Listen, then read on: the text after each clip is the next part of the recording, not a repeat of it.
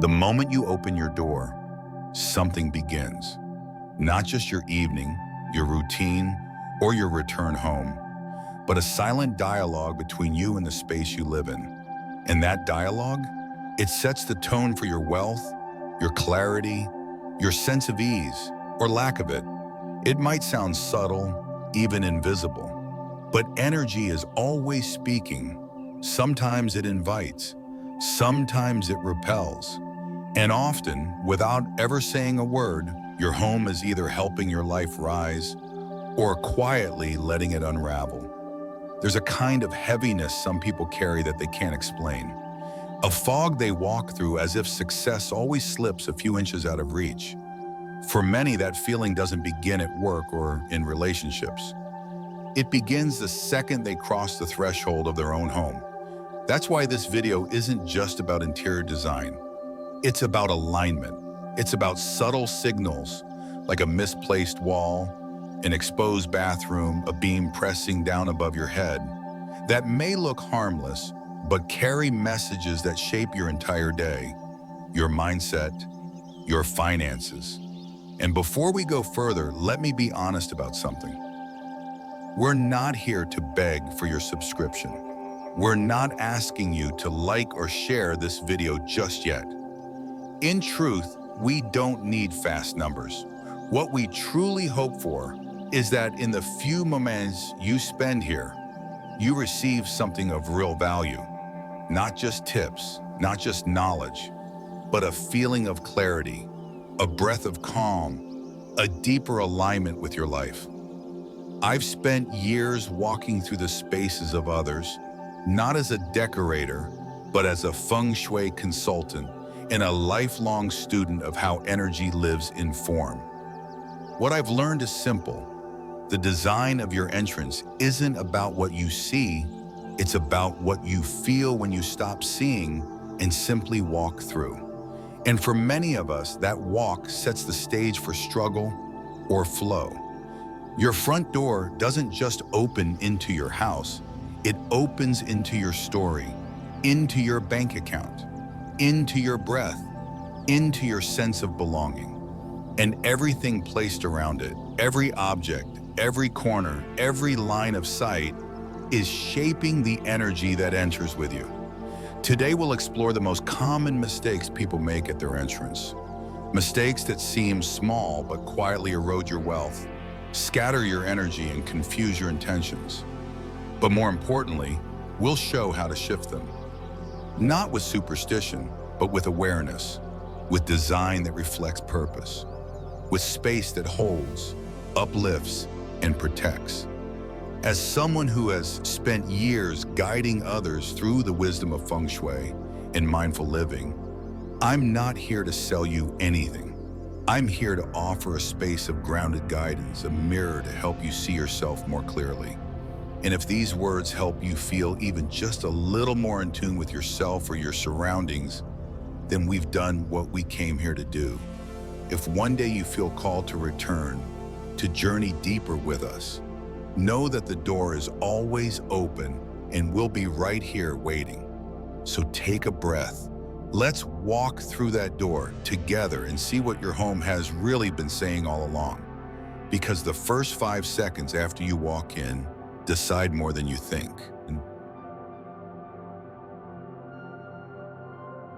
Section 1, seeing the altar immediately upon entry. When sacred things are exposed, they lose their power, and so do you. The moment we cross the threshold of our home, something quiet but crucial begins to unfold.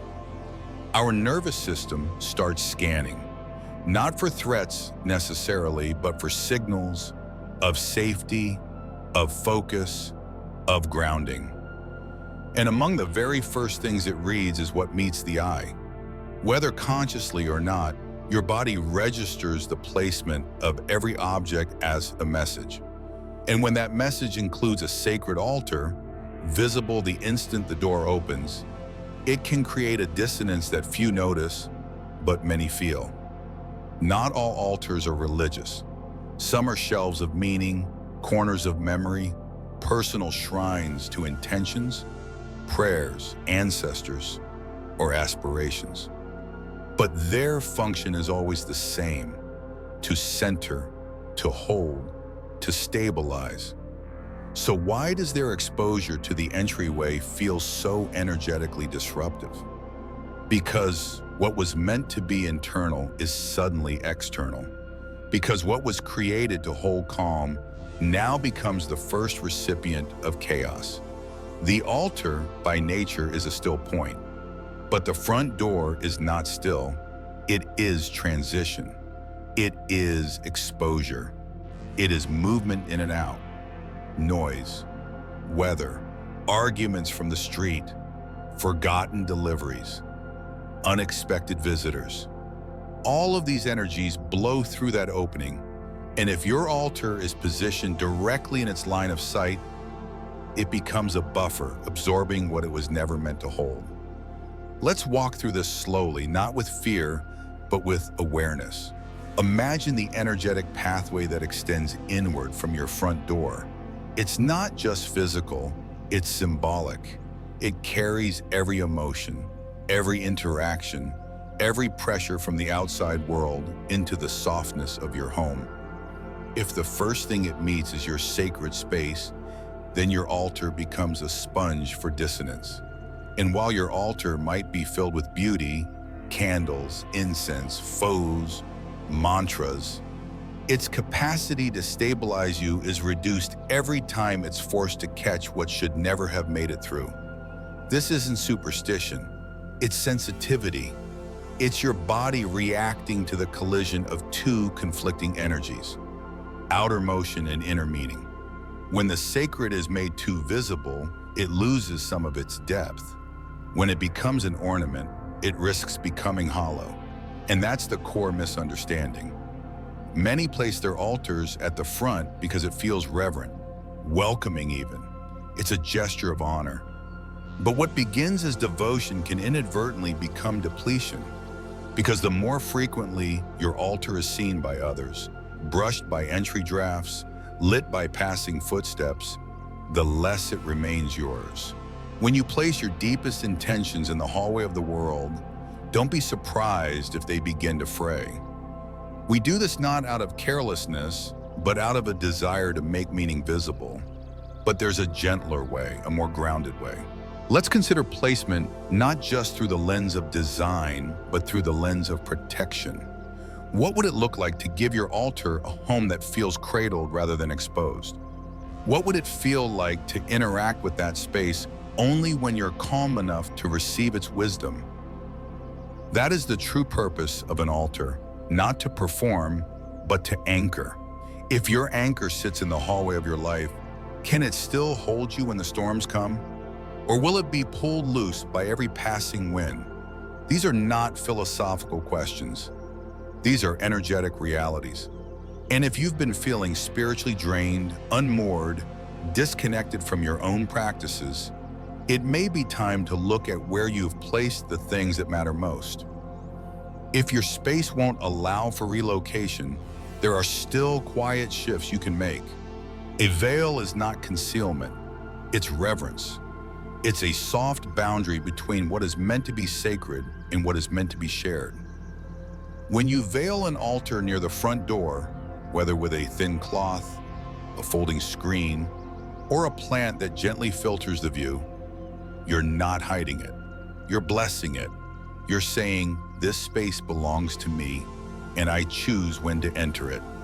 You're restoring choice. You're reminding yourself and your environment that not everything must be on display to be powerful. In fact, the most powerful spaces are often the quietest ones. So ask yourself, gently but honestly, when I walk into my home, do I feel that my sacred space supports me? Or is it being asked to carry more than it should? If your answer is the latter, there's no shame, only awareness. And awareness is the beginning of transformation. You don't need to dismantle your altar. You don't need to move mountains. Sometimes all that's needed is a shift in orientation, a curtain of intention, a pause before placement. Because when you treat your altar as a living presence, something that also needs care, shelter, and quiet, you'll find that it begins to give back more than ever before. And isn't that the essence of good Feng Shui? Not rearranging for aesthetics, but for alignment. Not controlling the environment, but cooperating with it. Not forcing peace, but allowing it. And when your altar is allowed to breathe, tucked in a space that feels safe and sovereign, so are you. It becomes a companion, not a casualty, a source of energy, not a sinkhole for it. So before we step further into this journey, take one moment, just one, to walk through your front door with fresh eyes. Notice what's first. Notice what absorbs. Notice what has been placed in service of others, but not in service of you. And ask yourself, does my home protect what is sacred to me? Or has it unintentionally exposed it? When you begin to see this pattern, it's hard to unsee it. But that's not a burden. It's a blessing, because now, for the first time, you have the choice to shift it. And I'll be right here to walk with you, one space at a time.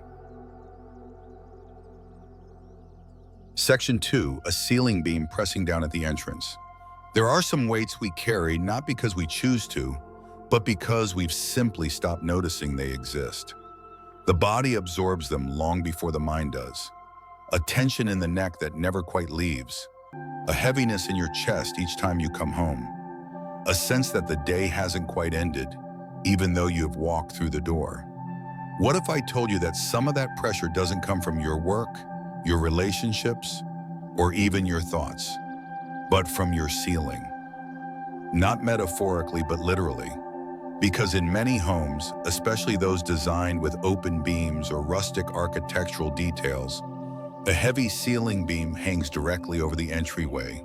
It may look charming, it may feel structural, but in the language of energy, it says something else entirely.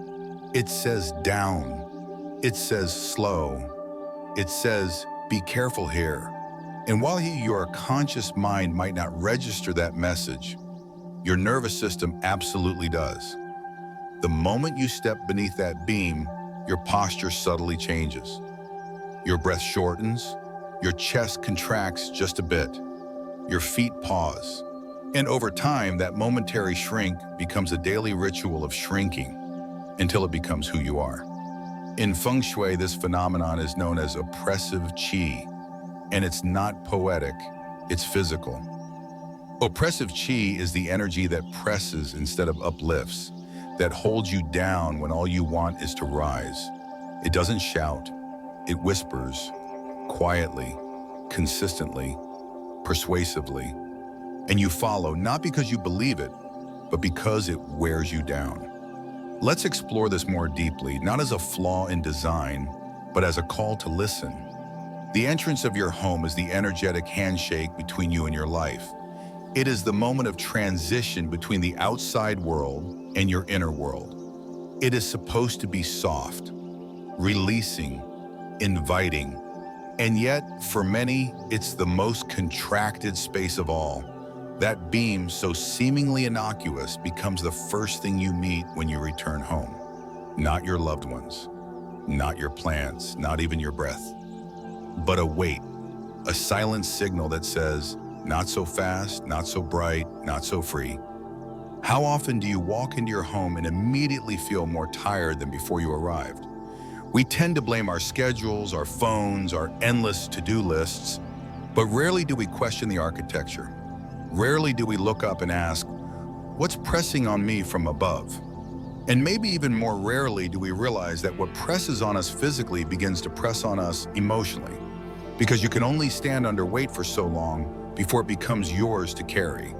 And when that weight lives in the space that's supposed to receive you with grace, it changes how you receive yourself. What begins as architecture becomes atmosphere, and atmosphere becomes identity, and identity becomes limitation. This is why that one beam matters more than it seems, because it doesn't just sit above you, it shapes how you arrive, how you enter, how you begin. And the way you begin anything, your day, your conversations, your rituals, is often the way it continues. That means the pressure you absorb at the door follows you into your kitchen, into your bedroom, into your thoughts. It sets the tone, and sometimes all it takes to change the tone is a shift in attention.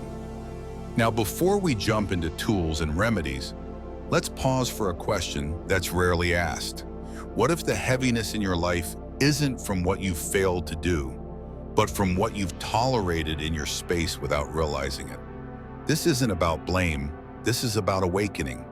Because when you begin to notice that your body tightens each time you cross a threshold, you're not being sensitive, you're being wise. Your body has always known the truth. It's been telling you again and again, this pressure doesn't belong to you. But habit is louder than intuition until you pause. And that pause, that one moment of awareness, is the doorway to change. So what can you do? You may not be able to tear down a ceiling beam, and you don't have to. Feng Shui isn't about demolition. It's about direction. It's about rebalancing what is too heavy with something that feels light. That's where solutions come in, not gimmicks, but gestures. One of the most effective ways to counter oppressive chi from a ceiling beam is to soften its downward pull. A simple upward-facing light placed strategically near the beam or entrance does more than illuminate. It lifts. It tells the energy, we go up here, we rise here, wow. And slowly, gently, the space begins to echo that intention. Mirrors can also help, not just for vanity, but for vision. A small mirror positioned to reflect the beam, not the door, not yourself, acts like a conversation. It says, I see you, but you do not own me. Mirrors don't remove the beam, they redirect its story. And that is what so much of energy work comes down to. Retelling the story your space has been whispering at you, day after day. Because when your space tells you to shrink, you start to believe that shrinking is safer. And when it tells you to rise, you begin to remember you can. What matters is not the tool, but the intention. Some people hang crystals. Others use tall plants to visually break the beam's impact. The methods vary. The principle stays the same. You are giving your energy an alternative path, a new script, a chance to feel welcomed, not weighed down. And when your entrance begins to feel lighter, so does your life. You start standing taller without trying. You breathe more fully without thinking. You begin things without resistance. And for once, coming home doesn't mean collapsing, but reconnecting. And maybe that's the real shift we're seeking. Not just beauty, not just good vibes, but a return to inner spaciousness. A space that allows you to feel safe, clear, and energized. Not one that asks you to armor up before you've even put down your keys. Because home should be the place where weight is lifted, not added. And that weight starts above, but it settles within. You've been carrying enough already. Let the ceiling hold its own story. Let your entrance begin yours. We'll continue this journey into the next layer of energy flow shortly. But before we move on, take a breath with me. Not a rushed one, not a performative one. A breath that reaches your lower ribs. A breath that says, I've noticed the weight, I've named it, and now I choose to step out from under it. No need to rush, no need to prove. We're walking this path together, one beam, one breath, one shift at a time.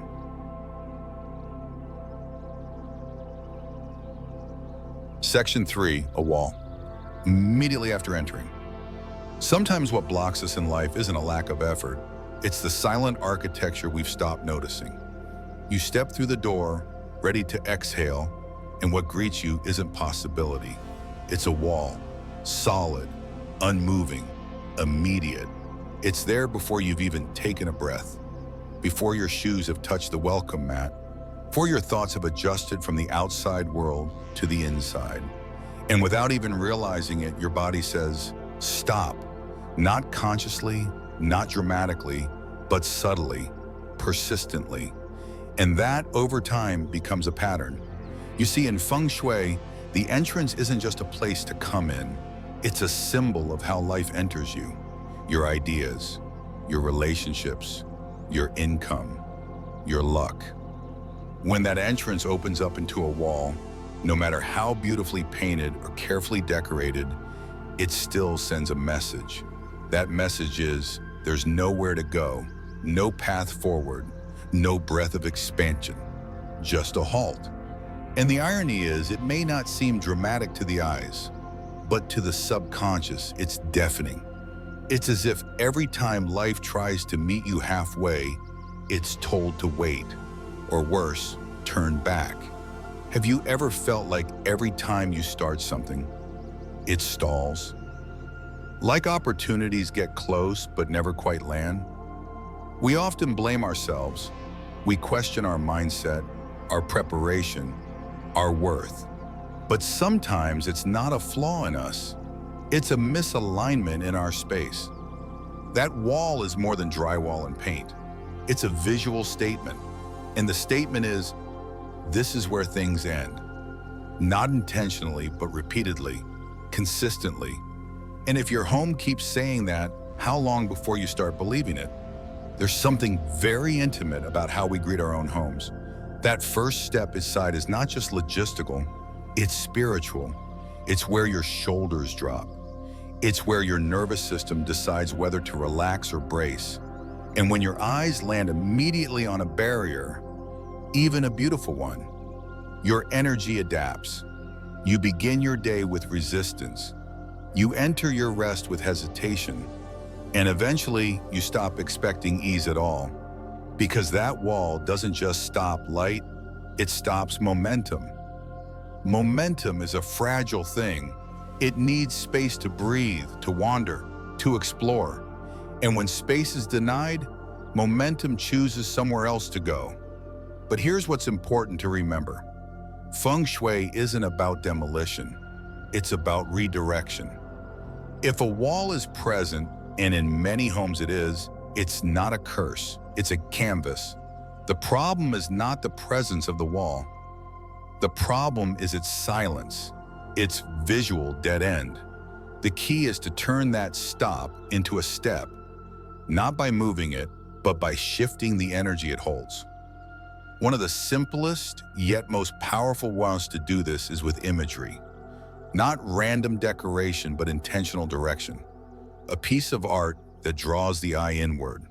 Something that says, this way, a path through a forest, a stream that winds, a staircase into light, a road disappearing into a horizon. Because when the eye sees movement, the mind believes movement is possible. And that belief, subtle as it may seem, changes how you feel when you walk in. It tells your energy, we keep going, and your energy listens. Tall mirrors can also help, not because they're mystical, but because they extend the visual field. They tell the space you're larger than you appear. Mirrors don't lie, they amplify. And in this case, they amplify possibility. And possibility is what most people are craving, not because they're desperate, but because they're tired. Tired of running into walls that no one else sees. Tired of feeling blocked for reasons they can't explain. And tired of thinking that the answer is always more effort, when sometimes the answer is simply, look at what's right in front of you. Lighting plays a role too. A soft upward lamp placed near that wall doesn't just brighten the space, it uplifts the story. It says, you may be solid, but you are not final. It casts shadows upward, not downward. And upward movement is the movement of hope, expansion, growth. Light is not just illumination, it is instruction. The way it falls teaches your body how to feel. And if your space teaches you to rise, again and again, that becomes your posture. Not just physically, but emotionally, spiritually, energetically. But before adding anything, pause. Ask yourself this. When was the last time you truly looked at your entrance wall? Not with your eyes, but with your awareness. What does it say about how you receive life What story does it tell your nervous system? What tone does it set for your evening? Because these aren't theoretical questions. They're everyday experiences. And every day we walk into spaces that either remind us who we are or ask us to forget. Which one does your home do? You may not be able to knock down that wall, but you can open it visually, energetically, symbolically. And often that's enough, because it's not about the material, it's about the message.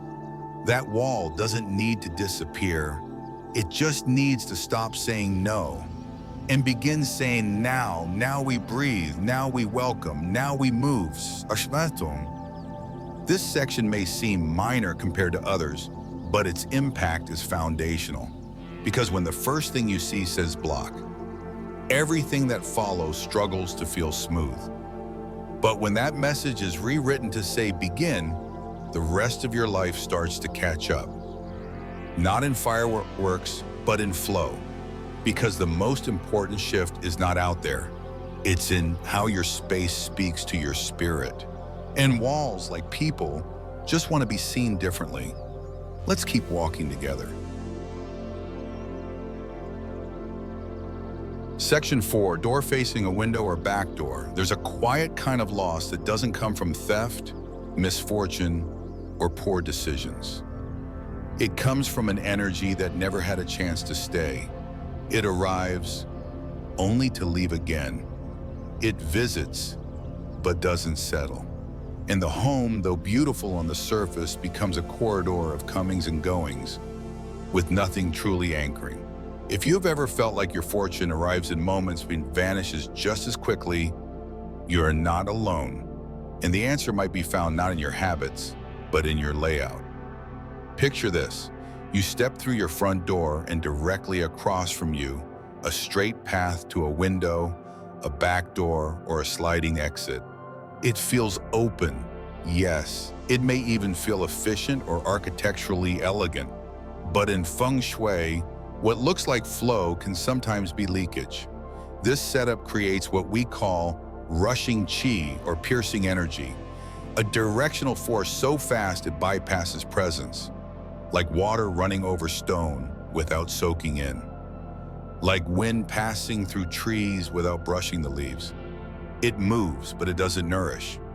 And over time, that becomes the emotional architecture of your life. You work, you receive, you breathe in abundance, and somehow, without warning, it's gone. The paycheck covers less than you thought.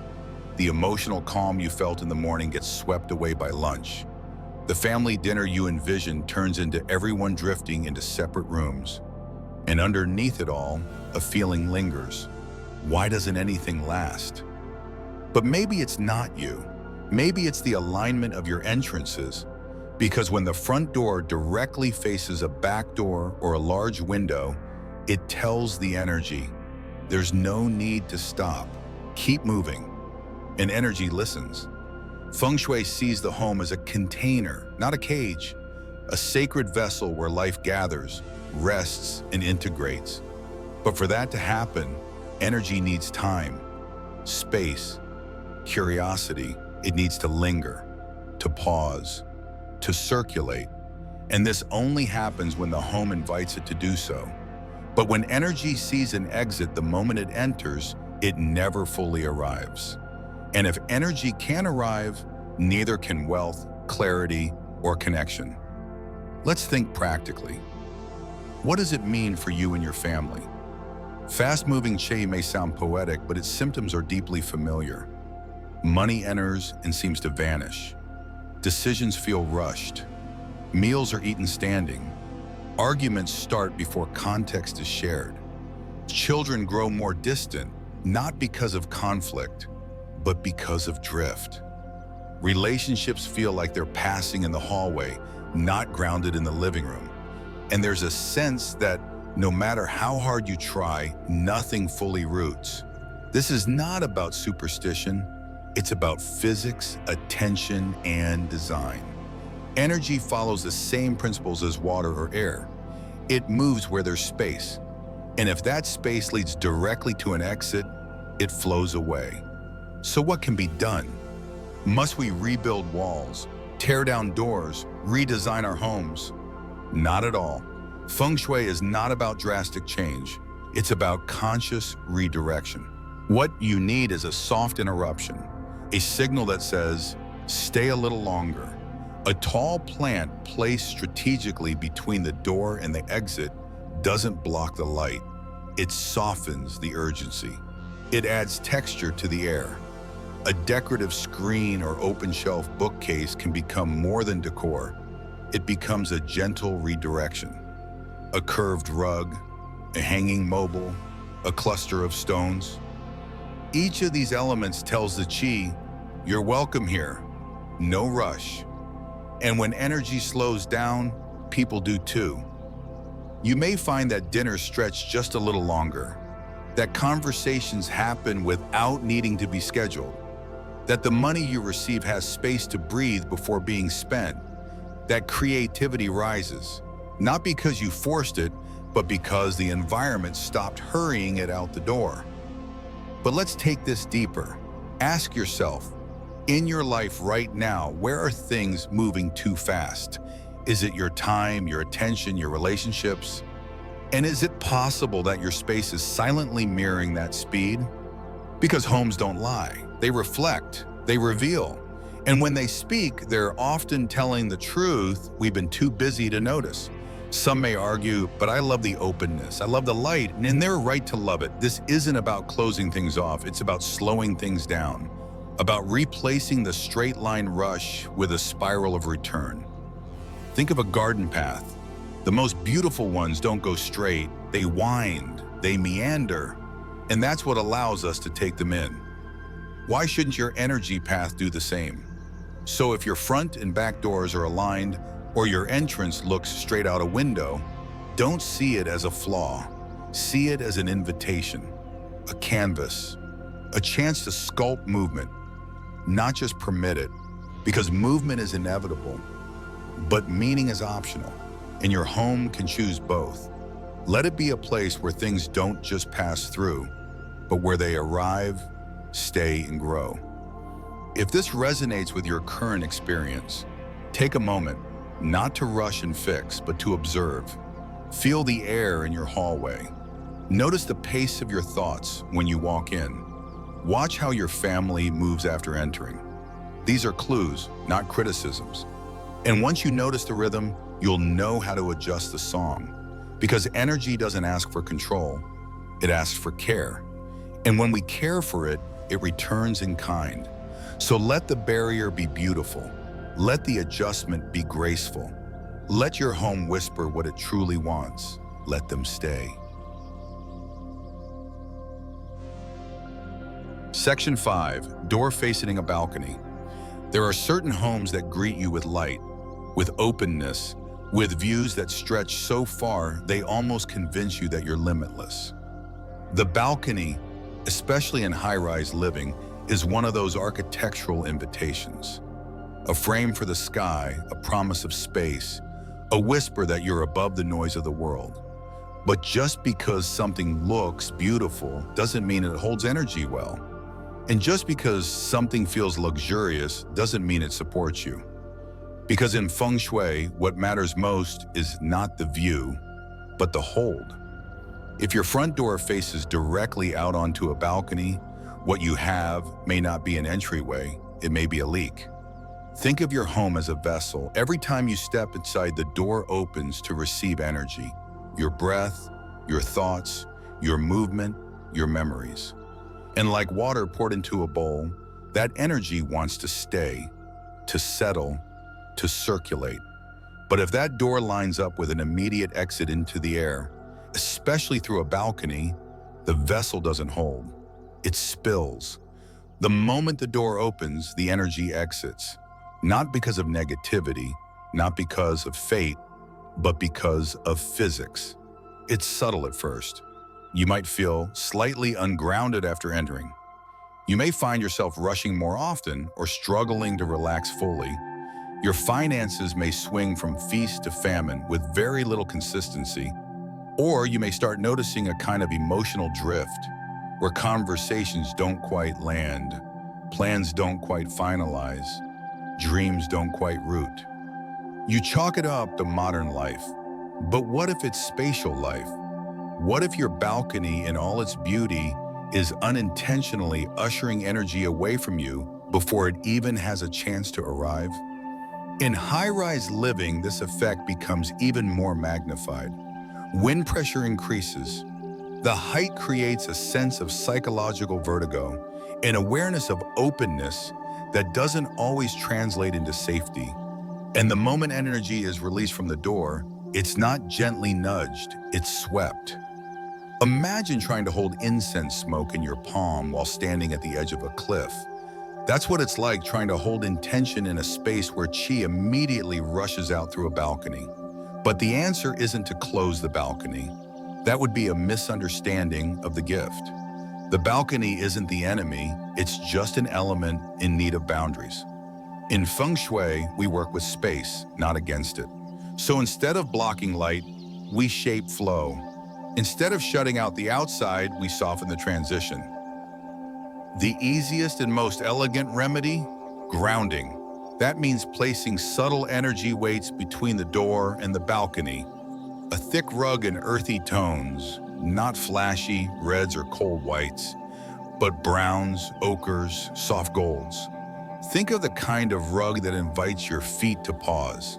That's an anchor, a tall plant in a ceramic pot, not just decorative but present. One that says, stay a while. A sheer curtain that billows gently even when the balcony door is closed. It doesn't cut the view, it tames the pace. It reminds energy to breathe before it bolts. These small shifts do more than interrupt energy. They reshape it. They whisper to your subconscious that life doesn't need to run, that what comes into your space is allowed to stay, that your ambitions, your wealth, your relationships don't have to fly off before you've even welcomed them. Because no matter how high your home sits, your energy still needs to feel grounded to grow. Let's take it even further. Have you ever noticed how some homes, even the most beautiful ones, feel strangely hollow? Like something's always just out of reach?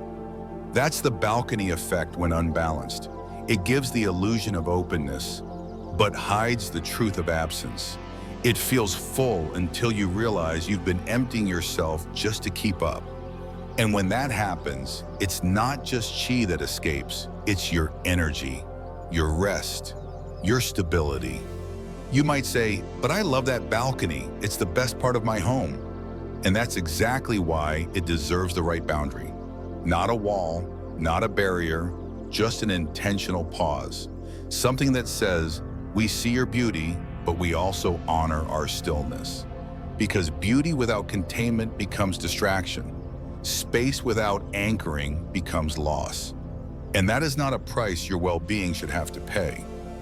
It's no surprise that in many modern homes, especially those designed with longevity and harmony in mind, you'll often see recessed entryways or enclosed vestibules before opening to a balcony. These aren't aesthetic choices. They are structural affirmations that energy matters, that it must be buffered, that you are not meant to live exposed, only illuminated. So ask yourself gently, does your home let energy arrive, or does it usher it out the moment it enters? And more importantly, what is that energy mirroring about your own habits? Are you rushing from task to task without pause? Are you starting things but struggling to finish them? Are your thoughts leaping out before your heart has a chance to weigh in? Feng Shui teaches us that the home is not just a container, it is a teacher. And when your door faces a balcony, it may be asking you to slow down, to breathe deeper, to remember that every opening needs a moment of gathering before release, just like the inhale before the exhale, just like the heartbeat before the leap. Let your entrance become a breath, not a gust. Let your balcony be a horizon, not a drain. And let your energy finally have a home, not just a view. Section 6, staircase facing the entrance. There's a difference between motion and momentum. One keeps you moving, The other keeps you arriving. But when a staircase faces your front door, you may find that all you've done is move without ever really arriving. Let's step into that for a moment. Imagine returning home after a long day. The front door opens, and directly ahead of you, the staircase rises like a ladder, pulling everything upward and away. At first glance, it seems like good design, efficient, spatially sensible. But in Feng Shui, this is one of the most quietly draining architectural setups. Because while your body enters the house, your energy, your wealth, your focus, your rewards starts climbing right back out. This isn't just theory, it's something that plays out in subtle ways. You may begin to notice that the harder you work, the faster your effort seems to evaporate. You land opportunities, but they dissolve. You make money, but it doesn't stay. You resolve problems, only to find new ones right behind them. The house isn't haunted, it's hollowing. Not of things, but of return. And Feng Shui calls this formation a leaky mouth, the place where qi slips away before it can root. It's like trying to water a plant in soil that doesn't hold moisture. No matter how much you give, it doesn't feel like enough.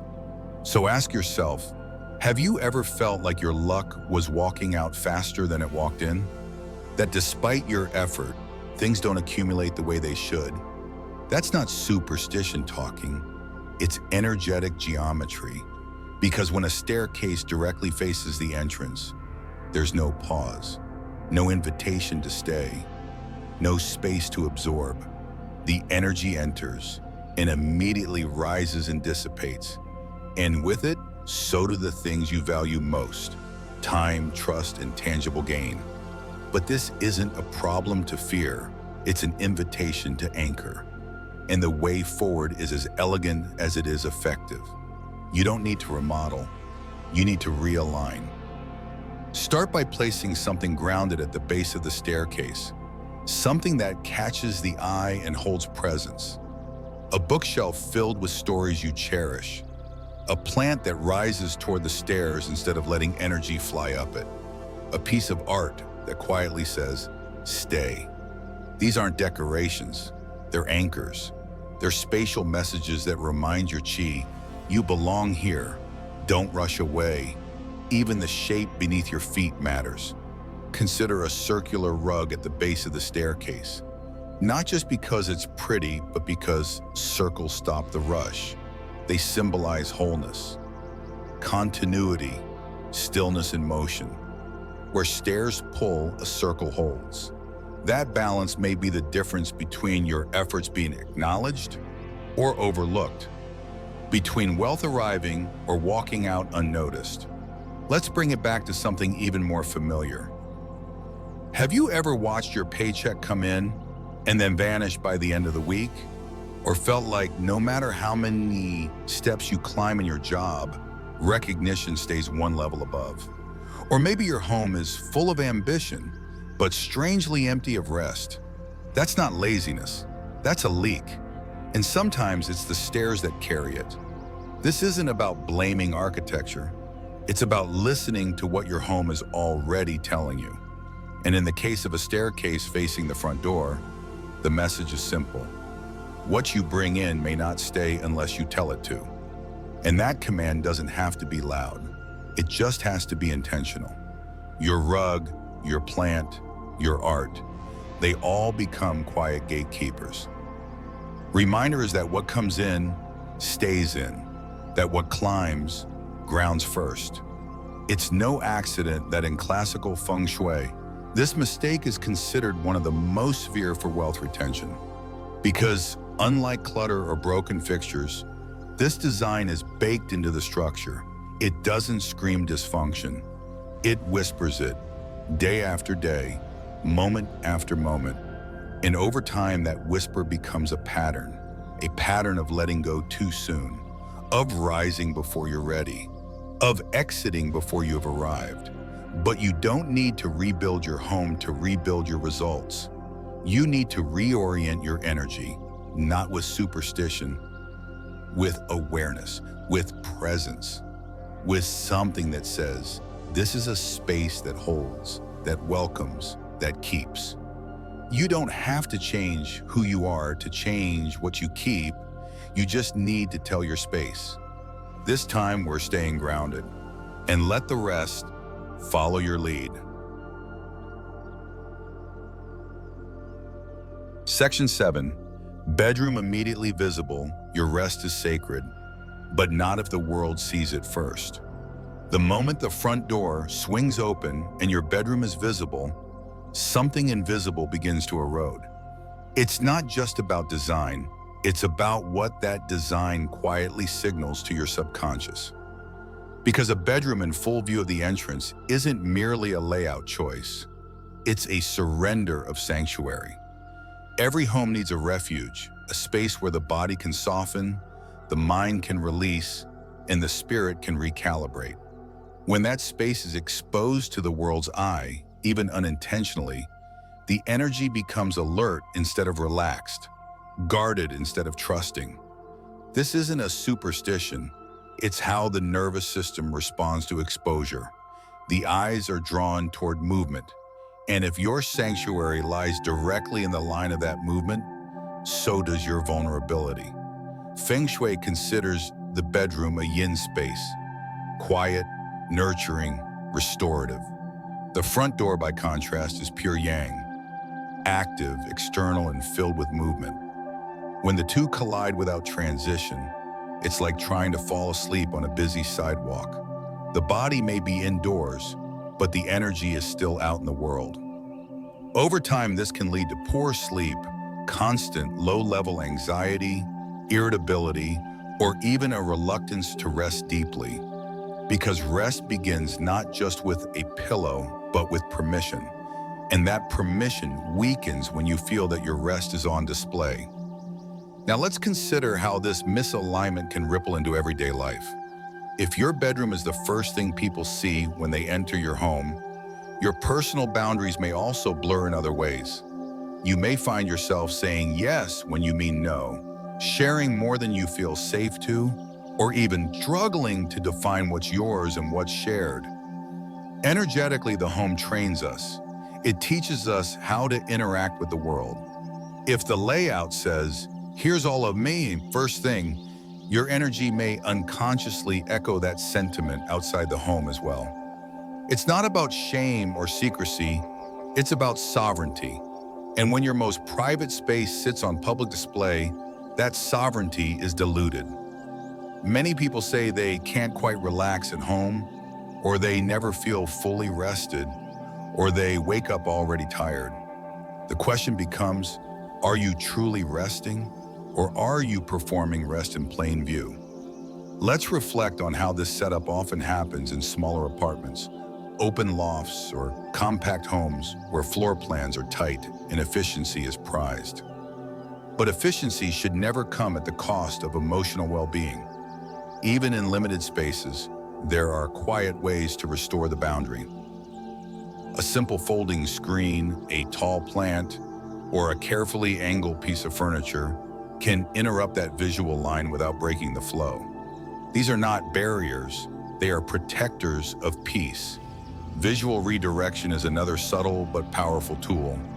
When someone enters your home, what do their eyes meet first?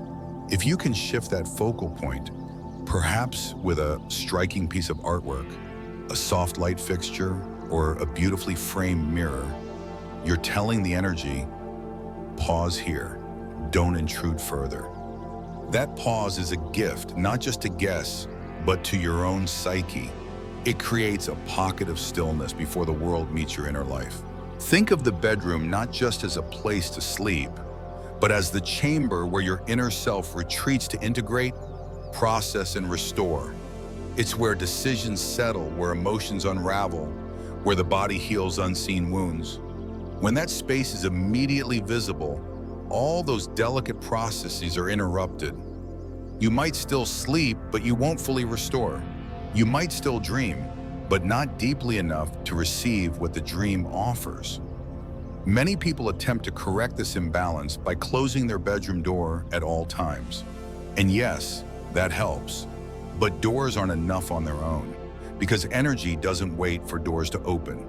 It flows to where attention goes. That's why even subtle redirection, like the shift of a lamp's glow or the angle of a chair, can make a meaningful difference. You're not just changing the view, you're reclaiming command of what's sacred. Some might ask, but isn't the whole home supposed to be peaceful? Why does the bedroom need special treatment? The answer is in the rhythm of living. Just as the body has organs with different roles, some active, some quiet, so too must a home. The bedroom is the heart of that quiet. Exposing it too soon in the energy flow of the house is like opening your heart before it's ready. Vulnerability is powerful, but only when it's protected. Now pause and think about your own entrance. Does it feel like an embrace or an interrogation? Does your home greet you with space to breathe, or does it immediately ask you to explain your vulnerability? These are not questions of design. They are questions of self-respect. And the good news is that even small adjustments can restore that respect. A fabric panel, a well-placed shelf, or even a gentle scent near the doorway can shift how your home welcomes not just guests, but you. Let's remember, privacy is not secrecy. It is the right to be whole, uninterrupted. In Feng Shui, when we protect the bedroom from direct exposure, we're not hiding it, we're honoring it. We're saying that this space matters, this life matters. The person who rests here deserves to do so in peace. And as you move through your space today, perhaps ask, am I living exposed or am I living aligned? Is my front door inviting in nourishment or inviting in noise? And where does my restoration begin? Because what's visible upon entry becomes the energetic introduction to your home. Let that introduction be thoughtful. Let it be gentle. Let it be worthy of the peace you deserve. Section 8, bathroom at the entrance. The moment we step through the threshold of our home, something subtle happens. Not just the shifting of physical location, but an energetic exchange. A symbolic welcome into our inner world. And yet, there is one placement that can quietly unravel that welcome before it even has a chance to land. A bathroom positioned near the entrance. It's easy to overlook. It's a door like any other, a space like any other, and in modern layouts, often a convenient one. But in the language of Feng Shui, where every structure tells a story, this placement whispers a message far louder than we realize. A message of release before reception, of letting go before receiving. If the very first energy your home presents is flushing, then what message is being sent to your body, your money, your mind, every time you walk in? Let's begin with what the bathroom symbolizes. It is the space of disposal, cleansing, and renewal. On its own, this is not negative. In fact, it's essential. But as with all things, placement determines power. A bathroom deep within the home supports detoxification, symbolic of inner processing and emotional release. But when it sits near the front door, that release becomes premature. Instead of being a conscious decision to let go of what no longer serves you, it becomes an unconscious habit of losing what might still be useful: clarity, resources, opportunity. It is the energetic equivalent of giving away your groceries at the door before you've even cooked a meal.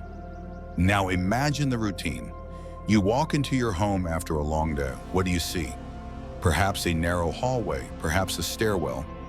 But if what greets your energy is the quiet shadow of a bathroom, maybe with the door ajar, a hint of coolness, the scent of bleach or lavender or humidity, then your mind begins to file that as part of the story.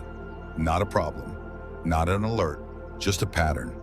And patterns over time shape how we relate to space. Many people report feeling inexplicably tired upon arriving home, or as if their momentum drops the moment they step through the door. And often it's not about the job or the commute. It's about what their entrance is silently asking them to do. Release before grounding, before connecting, before celebrating. Just release. This misalignment is most commonly expressed in three areas: money, clarity, and immunity. Let's begin with wealth. In Feng Shui, the mouth of Qi, the front door, is the primary entry point for life force energy. If that energy immediately collides with the space designed to flush away, it cannot anchor. It cannot circulate. It drains. Financially, this can show up as unexpected bills, a sensation of never quite keeping up, or a pattern where money arrives but doesn't stay. You might feel like you're always catching up, even when your income increases, because wealth isn't just about what comes in. It's about what you can hold, what your space allows you to retain. Second, we look at focus. A bathroom near the entrance often brings with it swirling, watery chai. While water is linked to emotion and adaptability, its uncontrolled movement, especially near high traffic zones, can scatter attention. This kind of spatial layout may lead to a mental fog, a subtle erosion of clarity, or an environment where starting projects feels easy, but finishing them feels endlessly elusive. When the mind feels like it's in a perpetual rinse cycle, looping through ideas, worries, decisions, it's often reflecting a space that isn't anchored. And when anchoring energy is missing from the moment you walk in, the rest of the home works overtime trying to compensate. Then comes immunity. While more symbolic than scientific, Feng Shui has long connected the bathroom's function of elimination to the body's systems of protection. When this function is positioned at the energetic gate of the home, it sends a subconscious signal. Defenses are low, purging is primary. It's not uncommon for those living with this layout to experience increased susceptibility to colds, allergies, or emotional overwhelm, because the body, like the space, absorbs the message of the structure. And when the first message is let go, it often doesn't ask what it's letting go of. But let's be honest, not everyone can renovate their home. Not everyone can move walls or rewire plumbing. The beauty of Feng Shui, though, is that correction doesn't require demolition. It requires intention. It requires subtle interruption of the story being told. So what can we do? First and foremost, keep the bathroom door closed. This may sound simplistic, but energetically it creates an immediate barrier between the energy entering the home and the symbolic release point.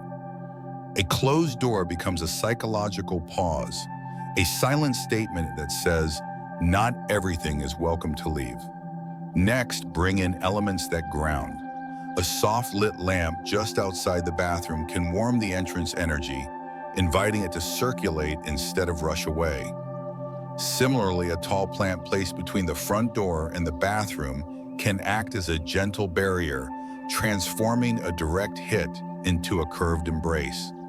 Plants, especially those with rounded leaves like peace lilies or rubber trees, invite Qi to linger, to swirl gently rather than sprint. Consider adding scent with intention. Essential oils like cinnamon, orange, or cedarwood near the entrance shift the story from sterile release to sacred arrival. These scents carry yang energy, warming, invigorating, present. And that presence is the medicine this layout most needs, because when energy is present, it chooses to stay. One often overlooked remedy? Sound. A small chime either above the door or near the entrance hallway can reset the frequency of the space each time you enter. Think of it as an energetic handshake, a subtle reminder that you've arrived, that the space is yours, that the flow begins here, not ends. Sound shifts patterns without confrontation. It's the gentlest of corrections, yet deeply effective when applied with consistency. But the most powerful shift? Conscious engagement. Begin treating the moment you walk through the door as a ritual, not a task, not a rush, a ritual. Pause, take a breath, acknowledge the threshold, and as you do, say to yourself, silently or aloud, This space holds me. Nothing drains unless I allow it.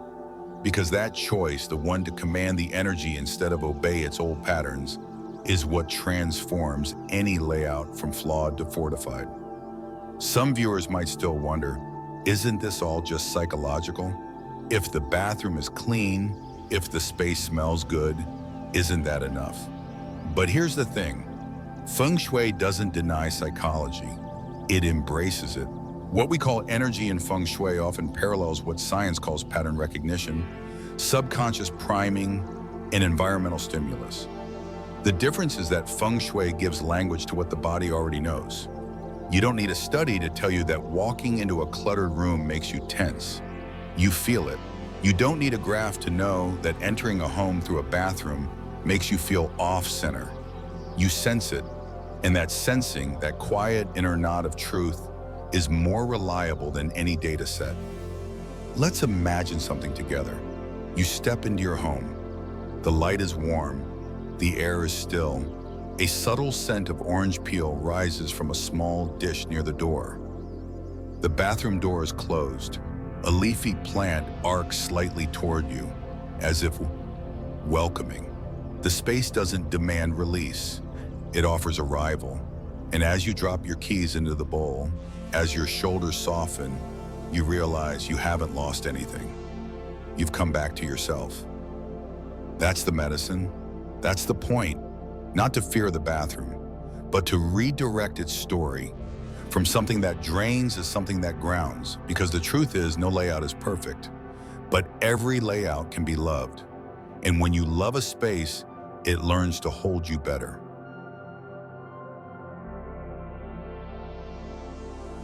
Section 9, sharp objects near the entrance. There are more moments when you walk into a space and feel something tighten. It might not be visible in your face or posture, but it happens. A shift, a flinch, a contraction you didn't consciously choose. The body responds before the mind catches up. It's not anxiety, not fear, just a soft sense of something being off. And when that moment happens at the very door to your home, at the space that's meant to greet, soothe, and ground, it matters. Because in Feng Shui, the entrance is not just the beginning of your home.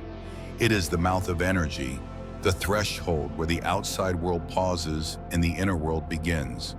What greets you there becomes the tone for everything that follows. Now ask yourself, what greets you first? A vase of flowers, a gentle painting, or something sharp? A knife rack visible from the kitchen island, a set of metal sculptures with pointed limbs, a sleek decorative sword or antique dagger hanging as art. Perhaps it was placed there for style, perhaps for symbolism, or perhaps it was never questioned, just convenient, familiar, unnoticed. But here's the truth. Sharp objects are not neutral. They carry the energy of defense, of slicing, of separation.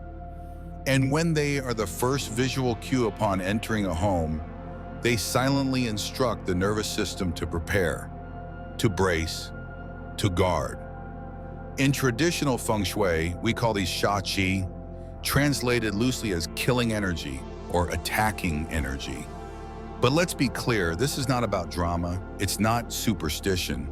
It's not about believing that your kitchen scissors are possessed or that your decorative sword will curse your fortune. It's about acknowledging that objects have shapes and shapes carry signals. Just as a round table invites gathering and a curved hallway encourages flow, a sharp edge interrupts.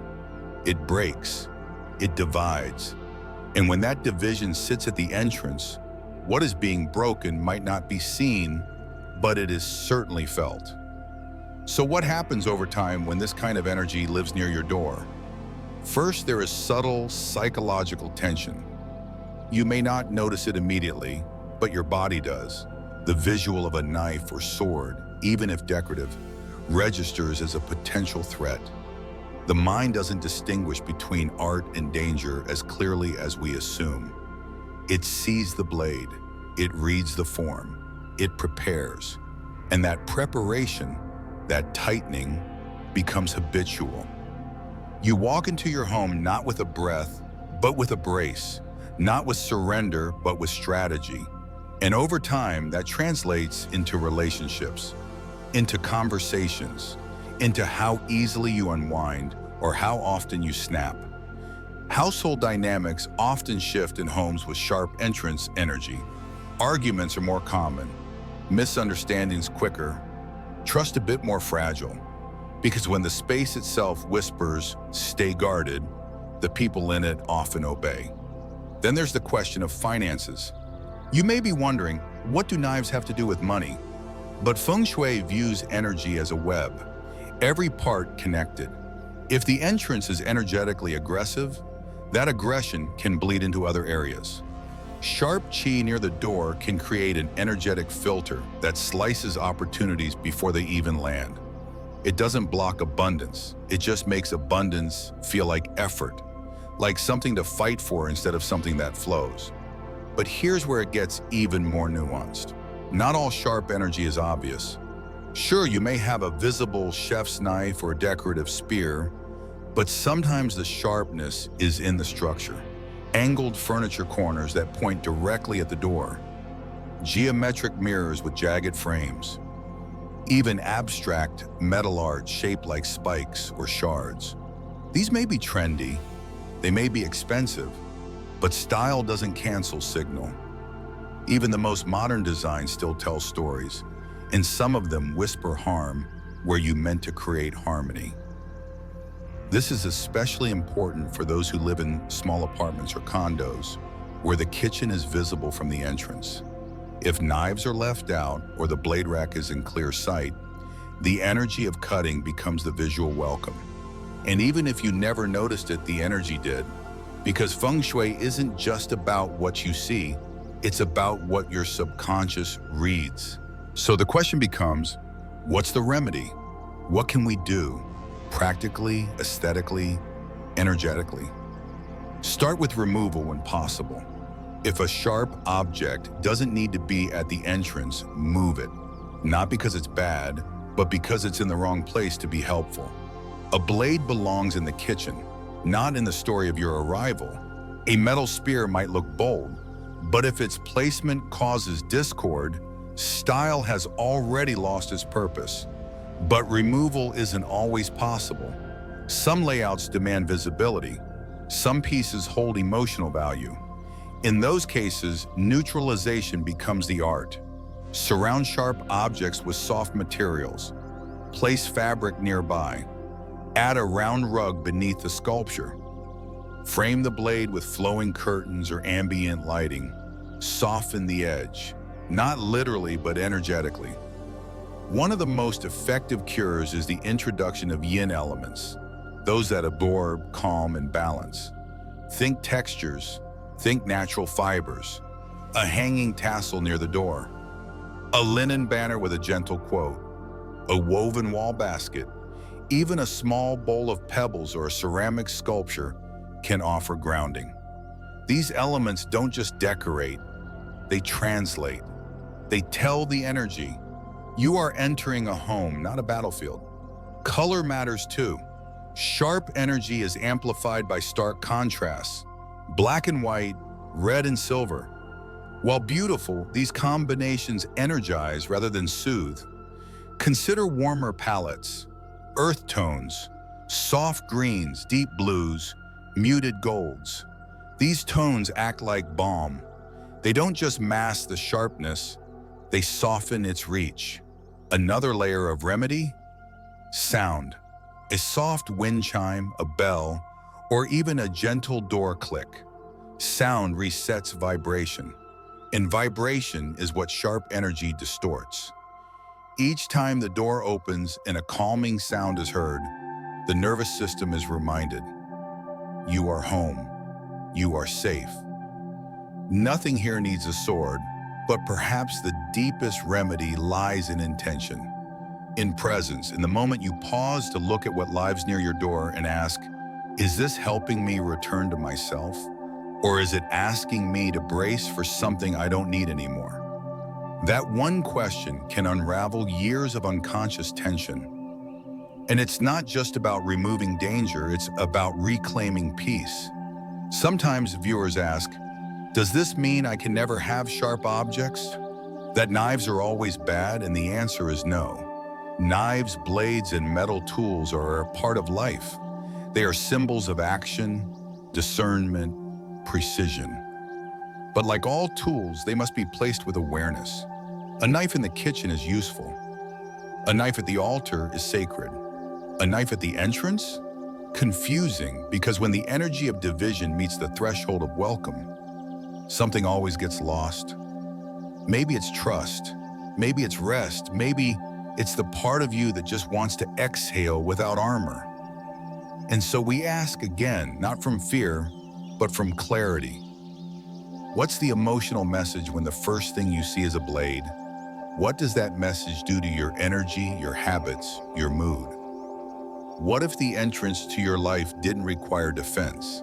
What if it invited surrender? You don't need perfection. You need permission to make your entrance a place of soft arrival, to trade steel for silk, angles for curves, threat for welcome. Because in the quiet space just inside the door, a story begins. Let it be one of grace, not guarding, connection, not combat, presence, not protection. That's the Feng Shui of peace. That's the design of a life that lets itself be lived, fully, openly, without edge.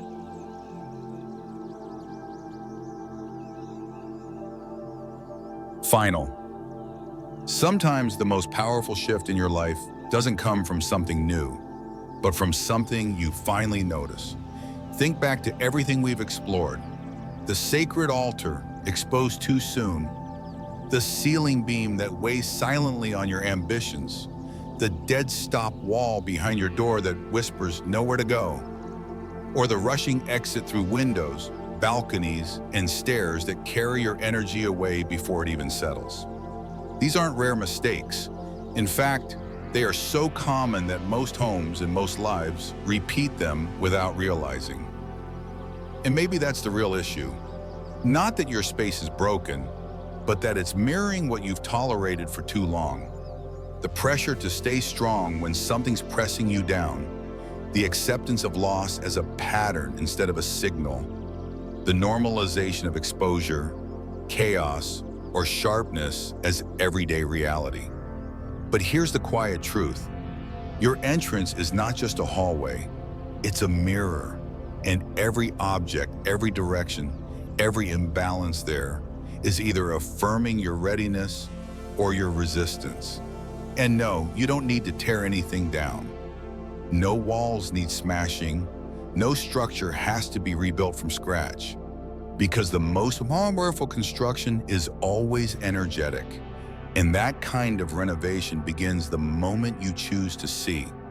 If you've found yourself anxious in your own home, exhausted before you've even sat down, or wondering why the luck seems to leave as quickly as it arrives, pause and ask, what message have I placed at the door? Is it telling the world I'm guarded? I'm overwhelmed? I'm giving everything away? Because the entrance in Feng Shui is not about appearance. It's about agreement. You don't just invite energy in, you agree to how it treats you. And the corrections we've made, whether it was veiling an altar, softening a beam, redirecting the line of sight from a bedroom, or slowing the chai between a front door and back window, these aren't decor tips. They're statements of worth, boundaries, decisions. You're saying, I am no longer okay with draining my future before it begins. You're saying, I deserve more than sharpness, pressure, or spiritual leakage. You're saying, this is my threshold and it will honor me. Most people never think about what they see first when they come home. But what if the first sight is the first seed of everything that follows? And what if that sight is working against you softly, daily, unrelentingly?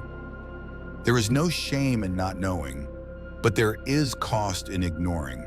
Because misaligned entryways don't just confuse your house, they confuse your life.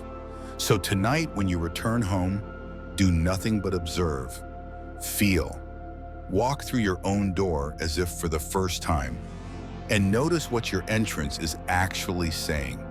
If it says safety, welcome clarity, then let that be your confirmation. If it says exposure, escape, or tension, then let that be your invitation. Not to worry, not to fear, but to realign. Because your space listens. It always has. And sometimes all success needs is a place to stay.